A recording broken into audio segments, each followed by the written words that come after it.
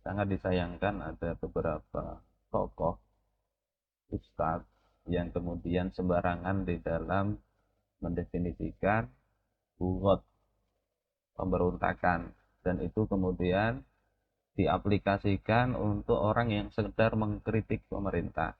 Konsekuensinya apa? Mereka bahkan menghalalkan darah para pengkritik itu untuk ditumpahkan. Ungkapan seperti ini, walaupun mereka hanya berbicara, maka pada hakikatnya mereka akan ikut bertanggung jawab dari setiap darah yang tertumpah, dikarenakan aparat merasa berpahala ketika menumpahkan darah itu. Salah satunya ini adalah ungkapan Twitter salah seorang yang cukup terkenal, bahwasanya dalam fikih orang yang melawan ulil amri itu disebut bugot atau pemberontak. Kalau ada orang yang unjuk rasa tidak mau dibubarin, sekali, dua kali, tiga kali tidak mau, maka disuruh tumpahkan darahnya. Coba kita lihat. Makanya di Islam sebenarnya nih syariat Islam yang kayak begini nasehatin, peringatkan, bubar. Kenapa? Kalian mengganggu ketertiban dan maslahat umum. Masih nggak bubar, bubar, perintahkan lagi. Masih nggak mau, bubar, perintahkan lagi. Nggak mau 3 kali, tumpahin darahnya. Ini sampah masyarakat. Tumpahin darahnya biar cepet. Khawarij kok. Bugot.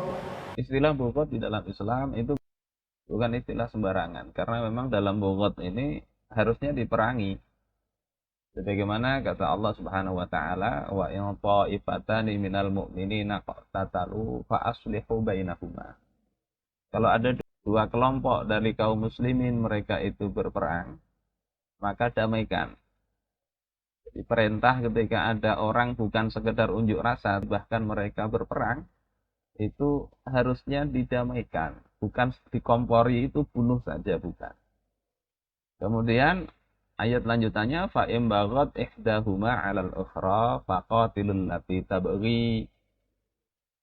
Kalau salah satunya itu bugot, maka perangilah orang yang bugot itu, yang melampaui batas itu. Nah, para ulama tidak sembarangan ketika menyebut bugot atau pemberontakan. Ada 4 syaratnya. Bisa kita lihat di sini. Syarat pertama, yang disebut bugot itu adalah ayyakunal kharijuna 'alal imam. Hendaklah yang keluar dari ketaatan kepada imam.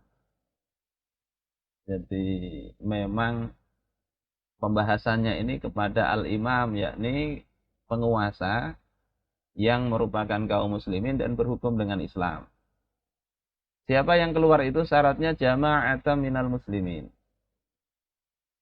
Yang melakukan keluar dari ketaatan itu adalah sekelompok kaum muslimin. Kemudian lahum syaukah, punya kekuatan. Jadi bukan hanya sekedar ngomong, tapi punya persenjataan, punya kekuatan. Kemudian wa kharaju alaihi bi ghairi haqqin li iradati khal'ihi. Mereka keluar dari ketaatan kepada imam itu tanpa hak, bukan dengan alasan yang benar, li'iradati khal'ihi, untuk tujuan menjatuhkan penguasa. Kemudian bitakwilin fasid, dengan takwil yang fasid, dengan alasan yang rusak, punya alasan. Ini syarat pertama. Apa akibatnya dari syarat pertama ini kalau tidak terpenuhi? Dijelaskan lagi, falau kharaja alaihi ahlu zimmah lakanu harbiyina la bughah.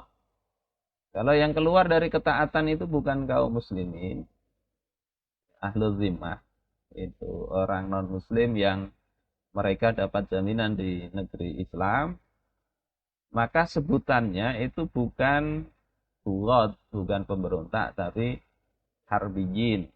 Jadi kafir harbi. Nanti beda di dalam Islam, ya, memerangi kafir harbi dengan memerangi bughat itu beda. Kalau perang terhadap bughat itu kita ta'dib, perang untuk mendidik, bukan untuk membinasakan, bukan. Walaupun ada yang mati itu ya hal yang wajar. Jadi yang tidak taat itu kalau kelompok muslim itu sebutannya bughat. Kalau bukan muslim tidak disebut bughat. Kemudian walau kharajat alaihi ta'ifatum minal muslimin bi ghairi ta'wilin. Kalau yang keluar dari ketaatan itu sudah kelompok kaum muslimin, tetapi mereka tidak mentakwil. Jadi nggak ada dalil atau subhat dalil untuk keluar dari kekuasaan itu. Wala talabi imratin, tidak menuntut kekuasaan. Jadi sekedar menentang tapi tidak ingin menjadi kepala negara atau tidak ingin menggoyang kekuasaan. Lakanu tutta'a tariq. Mereka itu sebutannya juga bukan bughat. Orang Islam kelompok bersenjata buat rusuh. Sebutannya bukan bughat tapi quta'at tariq. Para pembegal, perampok. Wa kadza law lam yakun lahum quwwatun wa mana'ah. Begitu juga kalau sekelompok orang yang keluar dari ketaatan itu tidak memiliki kekuatan, wala yukhsha qitaluhum, tidak dikhawatirkan ya mereka itu memerangi, walau kanu muta'awwilin, walaupun mereka itu mentakwil atau punya dalil, maka juga tidak disebut bughat atau pemberontak. Jadi syarat pertama ini haruslah yang melakukan muslim. Yang kedua alasannya tidak benar untuk menggoyang atau menurunkan penguasa. Yang ketiga itu mereka punya kekuatan atau menggunakan kekuatan fisik. Walau kharaju 'alal imami bihaqqin. Kalau ini kelompok kaum muslimin keluar dari ketaatan kepada imam dengan alasan yang hak. Kadaf'i zulmin falaisu bibughah. Seperti dia menolak kezaliman penguasa. Maka mereka juga tidak disebut bughat. Wa 'alal imami ayyatruka zulma wa yunsifahum. Bagi imam, bagi penguasa harusnya meninggalkan kezaliman dan bersikap insaf. Wala yanbaghi lin-nasi ma'unatul imami 'alaihim. Tidak selayaknya manusia itu menolong penguasa seperti itu untuk menghadapi kelompok tersebut. Karena kalau begitu berarti dia akan disebut menolong atas kezaliman. Ya, ada sekelompok orang misalnya tanahnya dikakat atau digusur tanpa hak, mereka melawan, maka mereka tidak disebut bughat. Orang tidak boleh membantu penguasa karena berarti membantu atas kezaliman. Wala ayu'inu tilka ta'ifa al-kharijah, tapi juga tidak boleh mereka itu ya manusia untuk membantu kelompok tersebut memerangi penguasa. Li'anna fihi i'anatan ala furujihi. Karena kalau kita bantu itu berarti membantu mereka keluar dari ketaatan. Kemudian menyebarkan fitnah. Dan Allah Subhanahu wa taala melaknat orang yang menyalakan api fitnah. Ini masih syarat pertama. Jadi kalau misalnya alasan yang menentang itu betul, ya hendaknya penguasanya ya insaf. Kalau dalam Islam ada mahkamah madzalim bisa diadili. Dalam Al-Qur'an dikatakan fa in tanaza'tum fi syai'in farudduhu ila Allahi war Rasul. Ya, kalau kalian berselisih, maka kembalikan putusannya itu kepada Allah dan kepada Rasul. Kemudian syarat kedua, ayyakunan nasu qad ijtama'u ala imamin wasaru bihi aminin. Bahwasanya manusia itu mereka telah berijma, telah berkumpul atas satu imam. Jadi memang penguasanya itu stabil dan keadaan mereka menjadi aman. Wa turuqatu bihi aminah. Jalan-jalan menjadi aman, yakni sudah stabil. Li'annahu idza lam yakun kadzalik yakunu ajizan. Karena kalau tidak demikian berarti penguasanya itu penguasa yang lemah. au jairan zaliman yajuzul khuruj alaihi wa azluhu, atau dia adalah penguasa yang sewenang-wenang, yang zalim, yang boleh keluar dari ketaatan kepada penguasa seperti itu. Tapi sabar dalam kondisi itu lebih baik. Kalau memang penguasanya sah tapi dia zalim, maka bersabar lebih baik. Syarat ketiga, ayyakunal khuruju ala sabilil mughalabah, ay bi izharil qahri. Keluarnya itu bukan sekedar ide, pendapat, tapi ala sabilil mughalabah, dengan cara ingin mengalahkan, yakni dengan menampakkan kekuatan tadi, kekuatan senjata, fisik, jadi pakai kekerasan. Wakila bil muqatalah, yakni dengan perang.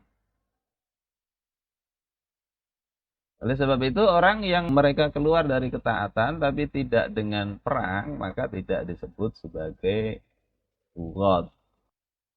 Ini syarat ketiga. Jadi nggak sembarangan orang sekedar menyampaikan pendapat itu disebut bughat.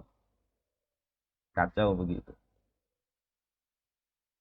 Syarat keempat, ini kalangan Syafi'iyah mensyaratkan lil kharijina muta'un fihim. Orang yang keluar dari ketaatan itu mereka punya pemimpin yang ditaati. Walaupun nggak punya penguasa yang diangkat, tapi yang jelas ada pemimpinnya yang mereka orang tersebut taat. Jadi kalau tidak ada pemimpinnya yang nggak bisa disebut bughat. Ini menurut kalangan mazhab Syafi'i. Saudara-saudaraku sekalian rahimakumullah. Jadi tidak bisa sembarangan orang dituduh sebagai bughat kemudian bersama kaum muslimin saling menumpahkan darah. Tidak pantas disuruh untuk menumpahkan darah mereka. Apalagi ketika penguasanya itu yang keliru, yang zalim misalnya, atau mereka berselisih tentang satu hal, tidak kemudian mereka beda pendapat, satunya disebut bughat. Jika tidak begitu, ini Sayyidina Husain itu pantas memang untuk dibunuh karena dianggap bughat, menentang Yazid. Sa'id bin Jubair itu pantas dibunuh karena itu menentang Al-Hajjaj bin Yusuf yang zalim. Tapi itu tidak disebut bughat. Bahkan mereka itu dalam rangka menyampaikan kebenaran. Wallahu a'lam. Wassalamualaikum warahmatullahi wabarakatuh.